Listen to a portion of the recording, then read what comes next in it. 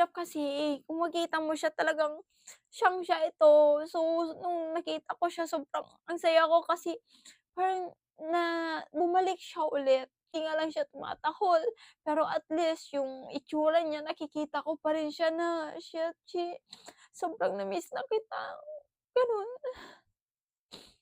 Gano'n. Kaya sa mga gustong magpagawa din nito, tanungin niyo na lang ako kung saan factory yung gumagawa nito, guys. Sa mga gusto rin magpagawa na nami-miss niyo yung mga alaga niyo, it's really worth it.